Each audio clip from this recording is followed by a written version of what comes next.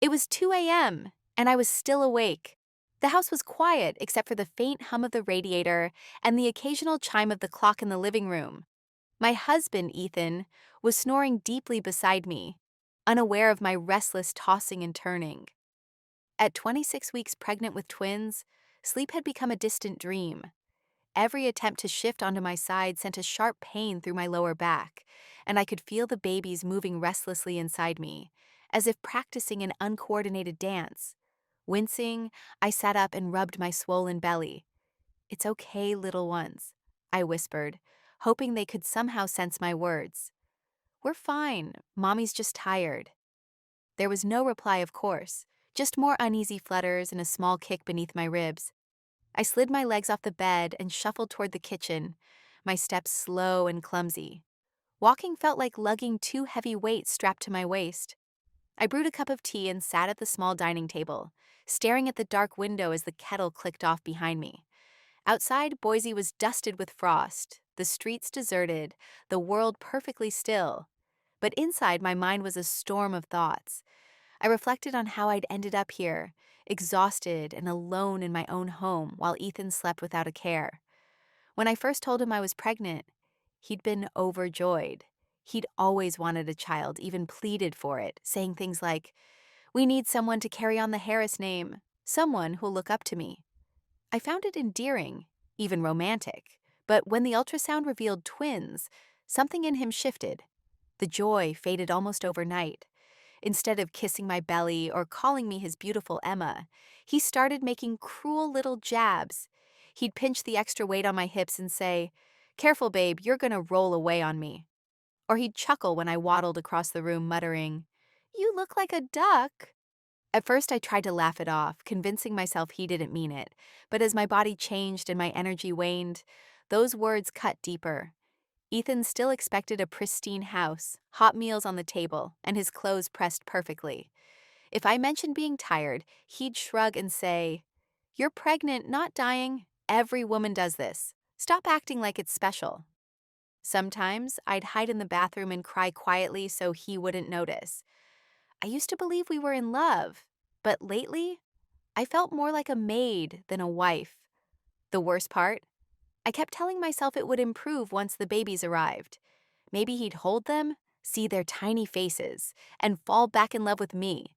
But deep down, a knot of fear tightened. What if he didn't change? What if he stayed distant or worse, left? I sipped my tea, blinking back tears.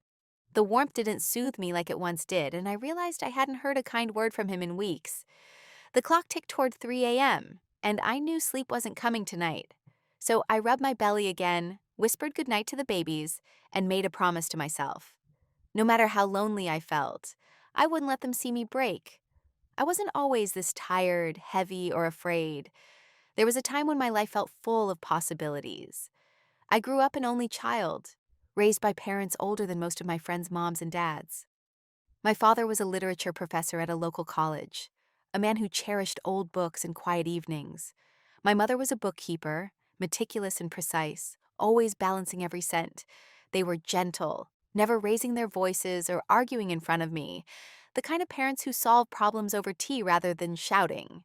But by 19, everything changed. My dad had a heart attack and passed away suddenly, leaving a void in our home nothing could fill. My mom tried to keep me focused on school and the future, but cancer doesn't care about effort or timing. She was gone within a year, and just like that, I was alone. I sold their house to cover her medical bills, left with little more than a scholarship and a suitcase. I moved into the university dorms telling myself I could manage, but the truth was, I was lonely. I threw myself into studying literature because it was something I loved, something that made sense when nothing else did. To pay my bills, I posted an online ad offering literature tutoring, affordable rates, patient teacher, flexible hours. That's how I met Ethan. He was 28, a logistics supervisor struggling to communicate with his company's new overseas clients. He needed basic conversational skills to avoid embarrassing himself. When he first arrived for lessons, I was nervous. He had a confident stride, like he owned every room he entered. He smiled easily, asked about my day, and even paid more than my rate, saying, "You're worth it, Emma. You're helping me more than you know." I blushed, unaccustomed to that kind of attention, especially from someone like him, steady job, nice car, all the things I lacked. Our lessons turned into conversations, then dinners. Ethan told me I was brilliant, that he admired how I kept going after losing my parents. He made me feel noticed when I felt invisible to the world. I thought, maybe this is what love feels like, safe. 6 months later, he asked me to move in. "You don't need those cramped dorms anymore," he said. "Come home with me. Let me take care of you." I wanted that. I wanted to belong somewhere again. We married quietly a year later, just a courthouse ceremony and dinner with his mom, Linda, afterward. I had no family to invite, and he didn't care for big celebrations. I told myself it didn't matter, that love was what counted, not a grand wedding. At first, married life felt good. Ethan liked that I cooked and cleaned, and he'd sometimes bring me flowers or say how lucky he was. But gradually, things changed. He started questioning why I still tutored, why I kept in touch with school friends. "You don't need all that," he'd say. "I can provide for us. Just stay home, babe. Focus on me." It sounded sweet until it felt like a command. I stopped tutoring. I stopped seeing classmates. Eventually, I stopped doing much beyond keeping the house perfect for him. Looking back, I see how it happened so slowly, love turning into permission, permission turning into control. But at the time, I thought I was just being a good wife. The first year of marriage seemed normal enough. I told myself it was just two people adjusting to each other's habits. But it wasn't adjusting, it was control taking root, like vines wrapping around me before I realized I couldn't move. It started small. Ethan didn't like me texting old classmates. "Why do you even need them?" He'd laugh. "You've got me now. Isn't that enough?" I thought he was joking until he grabbed my phone one day, scrolled through my messages, and said he didn't like me talking to guys from my literature program. Then came the tutoring. He said it wasn't worth the effort, that strangers coming to our apartment made him uneasy. "I make enough for both of us," he said. "Why tire yourself out? Just focus on the home." I quit because I thought that's what good wives did. They supported their husbands. Even holidays felt different. My friends invited me to a winter break gathering, and Ethan frowned. "You don't need that crowd. We can have our own fun." So I stayed home, curled up on the couch while he played video games. One by one, my connections to the outside world vanished, and I didn't even fight it. I told myself, this is marriage, this is commitment. His mother, Linda, only reinforced it. She'd call weekly and say, "Emma, don't argue with him. Men need peace when they come home. Just focus on the house and starting a family. That's what keeps a marriage strong." I think she meant well, but it made me feel more isolated. Then came the pregnancy.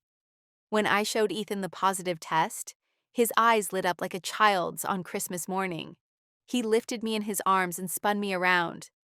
"I'm going to be a dad, Emma. This is the best day of my life." For a moment, I believed things would change, that he'd soften, maybe treat me like his equal again. But then we saw two heartbeats on the ultrasound twins. I remember how his smile faltered, how he went silent on the drive home. That night, he barely spoke, staring at the TV while I tried to process carrying two lives inside me. From then on, everything I did seemed to irritate him. If I was too tired to cook, he'd complain. If I left laundry for the next day, he'd mutter, "What do you even do all day?" He mocked my swollen ankles and my waddle, calling me Duck like it was a cute nickname.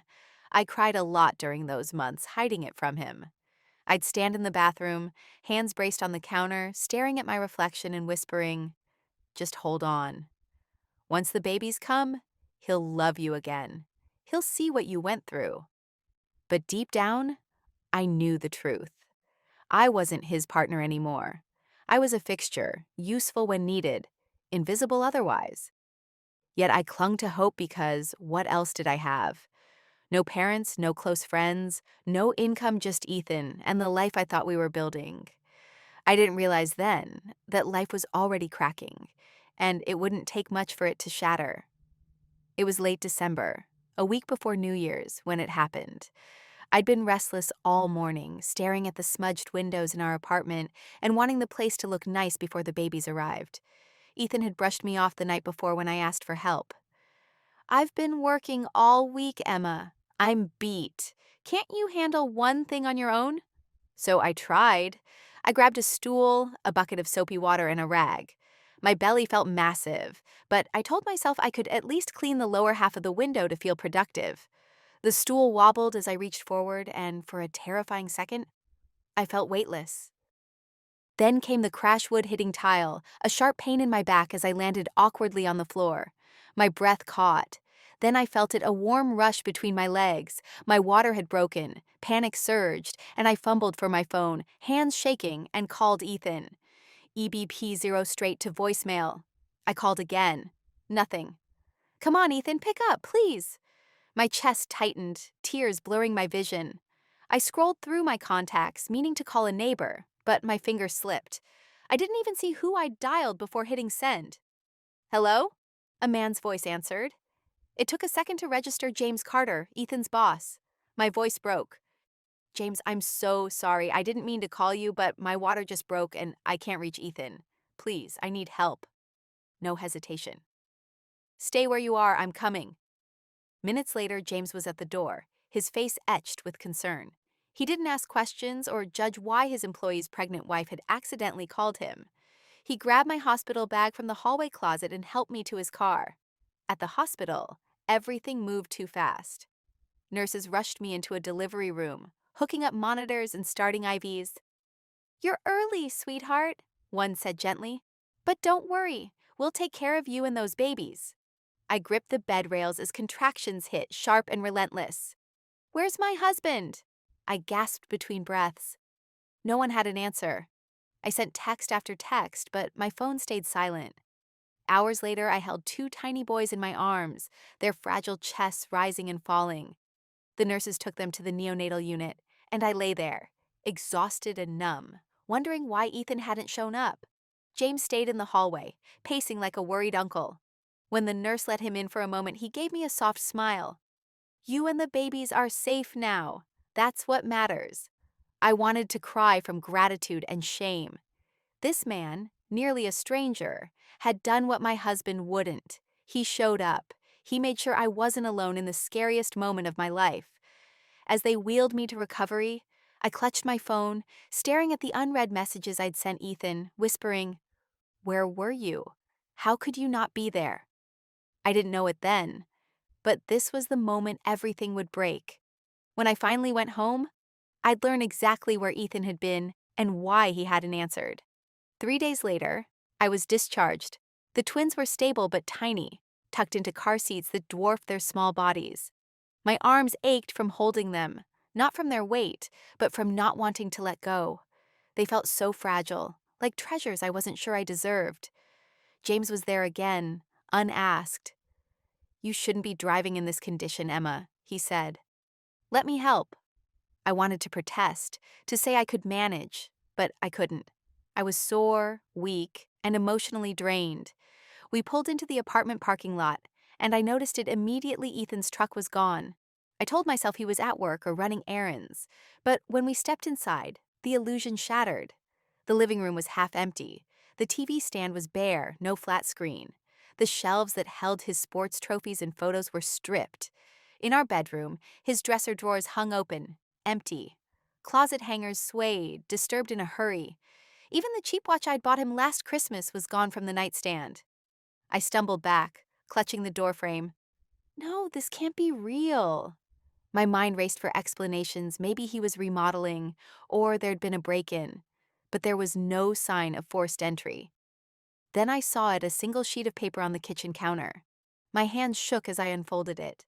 The handwriting was rushed, sloppy, like he couldn't leave fast enough. "Emma, I'm done. I can't do this anymore. Don't look for me. We're getting a divorce." Ethan. That was it. No apology, no explanation, just a few cold lines to end our marriage. The paper slipped from my fingers, fluttering to the floor. My knees buckled and I sank into a chair, clutching one of the baby carriers. Why? Why would you do this to us? To them? The twins stirred, one letting out a small cry, and I rocked the seat, tears streaming down my face. James picked up the note, read it silently, and set it down without a word. He didn't rush to comfort me or say it would be okay. Instead, he crouched beside me, his voice steady. "You're not alone, Emma. Not anymore. I'm here, and we'll figure this out." That broke me. I'd been holding in every insult, every lonely night, every fear, and now it poured out. I sobbed, clinging to the carrier like it was my anchor. James waited, patient, letting me cry until the storm passed. Then he asked gently, "Do you have anyone else to call? Friends? Family?" I shook my head. "No, it's just me now." He nodded, like he understood more than he said. "Then focus on your boys, Emma. Let me help with the rest." For the first time in days, I felt something other than fear, not happiness, not relief, but a flicker of safety. Yet beneath it, the grief was raw. I'd just given birth to two beautiful boys, and their father had walked away without seeing them. That night, while the babies slept in their bassinets, I sat on the couch, staring at the note again. "I guess it's just us now," I whispered. "Just me and them." And for the first time, I truly believed it. A week later, the phone rang just past midnight. I was in the nursery, rocking one twin who wouldn't settle. The other slept peacefully, his tiny chest rising and falling. My body ached, my eyelids heavy, but the ringtone jolted me awake. It was Ethan. My chest tightened. I hesitated, my finger hovering over the answer button. Part of me wanted to ignore it, to let him disappear like he wanted, but another part hoped for an apology, an explanation. I answered, "Emma." His voice was slurred. "So, you moved on already, huh? With Carter? That your big plan? Get pregnant and cozy up to my boss?" I froze. "What are you talking about? You left me, Ethan. You left us." He laughed, a cruel sound that turned my stomach. "Don't play innocent. I know what's going on. Everyone does. You think I don't see how he looks at you? You probably sent that text on purpose. Pathetic." I gripped the phone tighter. "You're drunk. Call me when you're sober." "No, you listen," he shouted, voice distorted. "You ruined my life. And guess what? I'm doing fine. Better than fine. I've got someone who appreciates me, and I've got plans. Big ones. Tell Carter to watch his back because next month his precious company's tech, it'll be in my hands. I'm selling it, making real money, Emma, while you sit there with your brats, living off pity." My blood ran cold. "Ethan, what did you do?" He laughed, slurring. "Relax, just business, nothing you'd understand. Oh, and that apartment? My name's on the lease. You've got a month to clear out or I'll have you evicted." The line went dead. I sat there stunned, the baby's soft breathing the only sound. Anger surged, hot and trembling. It wasn't enough that he'd abandoned us, he had to threaten our home too? And now, he was plotting against James, the one person who'd been there when I needed help. I didn't think. I called James immediately. He answered on the first ring, alert despite the hour. "Emma, is everything okay?" I told him everything, every cruel word, every drunken threat, the scheme to sell company secrets. When I finished, there was a heavy silence. "Thank you for telling me," James said finally. "I need to handle this immediately. You don't have to worry. But I'm sorry you had to hear that from him." I swallowed hard. "It's not your fault. I can't believe he'd do this." James's tone turned firm. "Believe it. People like that always think they're smarter than everyone else. But he won't get away with it." True to his word, within days, James's company launched an internal investigation. Security teams scoured access logs and project files. They caught Ethan and his new partner trying to meet a buyer in a parking lot with stolen schematics. The police arrested them on the spot. When the news reached me, I sat on the couch, staring at my boys sleeping in their bassinets. I felt no triumph, just a dull ache of finality. Ethan had chosen this path, and there was no coming back. I whispered to the babies, "It's just us now, but we're going to be okay, I promise." The weeks after Ethan's arrest were a whirlwind. Lawyers, police, paperwork I never imagined handling alone. And through it all, two tiny babies depended on me for everything. Two little souls who only wanted warmth, food, and love. I was exhausted, running on coffee and adrenaline, but there was no time to collapse. I had to provide for us, to build a life from nothing. So I returned to what I knew teaching, this time virtually. I posted online ads for literature tutoring, using my laptop as my only resource. Within a week, I had a few people working from home needing help with writing and conversation. It wasn't much money, but it was something. Every dollar felt like proof I could do this alone. James noticed, of course. He noticed everything. One afternoon, he dropped by with a car seat base for my secondhand sedan. "You shouldn't struggle carrying both carriers," he said with a soft smile. Another time, he gave me a list of local clients needing literature tutoring people from his company, wanting evening lessons. "I mentioned your name," he said. "Only if you're comfortable." I didn't know what to say. No one had ever gone out of their way for me like that, not even Ethan. James never lingered, never acted like I owed him. He'd stop by, help install a baby gate, or drop off diapers when he saw I was low, then leave, giving me space. Somehow, he knew I needed to stand on my own, but also wanted me to know I wasn't alone. His daughter, Lily, loved coming too. She was 8, sweet, and fascinated by babies. "Can I hold one?" she'd ask every time, and I'd smile and say yes, watching her cradle their tiny heads. She called them my little brothers, and the way she said it warmed a part of me I thought was frozen forever. There were still nights I cried, especially when the boys wouldn't sleep and the weight of everything felt crushing. But slowly, I saw a future not perfect, not what I'd imagined, but ours. A future I was building with my own hands, fueled by every bit of determination I had left. One evening, while folding laundry at the kitchen table, James leaned against the doorway. "You know, Emma, you're stronger than you realize. Most people would have broken by now." I laughed softly, shaking my head. "It doesn't feel like strength. It just feels like surviving." He stepped closer, voice calm but firm. "Sir, HL, surviving is strength. And you're doing more than that. You're building something new." I looked at him, really looked, and for the first time I saw what was in his eyes, not pity, but respect, and maybe something more. I pushed the thought away. I wasn't ready for that. Not yet. But that night I went to bed feeling like life wasn't just happening to me, it was something I was shaping, piece by piece, for me and my sons.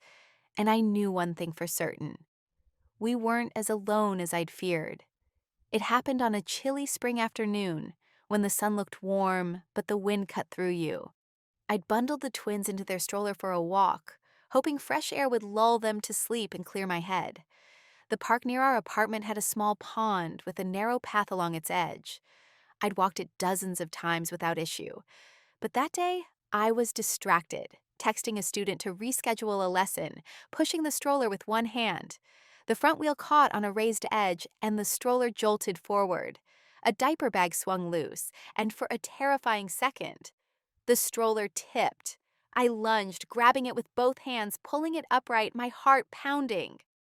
"Whoa, careful." I turned, breathless, to see James jogging toward me, his face full of the same concern I'd seen the day of the premature birth. "You okay?" he asked, already checking the boys, who were fine, just startled. I nodded, embarrassed. "I'm fine. I just wasn't paying attention." James crouched beside me, tightening the bag strap and checking the stroller's wheels. "You don't have to do everything alone, you know. It's okay to need help sometimes." I wanted to snap back to say I was managing, but the truth was obvious: dark circles under my eyes, tense shoulders, a life that hadn't slowed since Ethan left. I bit my lip and looked away. We walked back together in silence, James matching my pace, steadying the stroller on uneven ground. At the apartment steps, I said softly, "Thank you for everything. You've been there more than anyone ever has." He shrugged. "You don't have to thank me. I'm just doing what's right." But then he hesitated, hands in his pockets. Emma, I need to say something and I need you to hear me out. No pressure, no expectations. I froze, gripping the stroller handle. Okay. He took a breath. I care about you not because I feel sorry for you or because you need someone. I care because of who you are, because you keep going, even when everything falls apart. I want to be in your life, but only if that's what you want. The words hung between us, too big for the moment. I blinked, unsure if it was exhaustion, fear, or something softer making my chest ache. I, I don't know what to say, I whispered. You don't have to say anything now, he said quickly, a small smile easing the tension. I just needed you to know. We stood there, the only sound the twins' soft breathing in their stroller. For the first time since Ethan left, I felt something I hadn't allowed myself to feel possibility. When James walked back to his truck, I stayed on the porch, staring at the sky turning orange over Boise, whispering to myself, "What are you so afraid of, Emma? You deserve to feel happy again." I didn't have an answer yet, but for the first time, I wanted one. A year changes everything. The twins are walking now, unsteady steps that make me hold my breath, ready to catch them. They babble constantly, calling for mama and trying to mimic Lily, who loves teaching them new words. Lily's become like an older sister, hovering proudly over them as if they were her own brothers. My tutoring work has grown. What started as a few online students is now a full schedule, with enough income for rent, groceries, and a small savings account. I no longer worry about the next dollar. I built this life with my own hands, piece by piece, and it feels solid, like it won't crumble. And James, he's still here. We took things slow as he promised, giving me space to heal, never pushing. Somewhere along the way, I stopped seeing him as the man who helped me when my husband left and started seeing him for who he is: kind, steady, fiercely loyal. One evening, after the twins were asleep and Lily was working on a school project at the kitchen table, James and I sat on the porch, watching the sun sink behind Boise's skyline. I turned to him and said, "I don't feel scared anymore." He smiled softly, reached for my hand and said, "Good, because you don't have to be." We're dating now officially. It's not a fairy tale where pain vanishes and love fixes everything. Some nights I still wake up thinking of Ethan, of how quickly someone you trust can betray you. But then I look at the life I have: my children's laughter, Lily's gentle hugs, James's quiet strength, and I know I'm where I'm meant to be.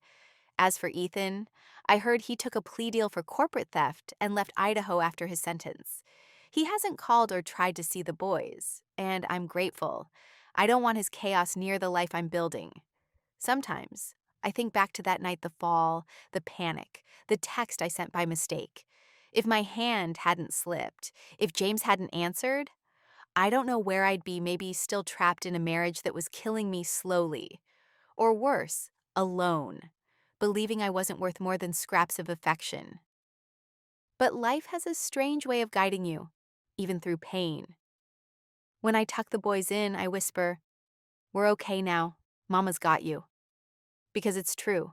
We're not perfect, we're not rich, but we're safe, loved, and happy. I used to think I needed someone to save me. Now I know I saved myself first. James just reminded me it was possible. And sometimes, when I stand in the doorway watching my little family Lily reading to the twins while James laughs at their attempts to mimic her, I can't help but think all of this started because I sent a text to the wrong person, the wrong number that saved my life.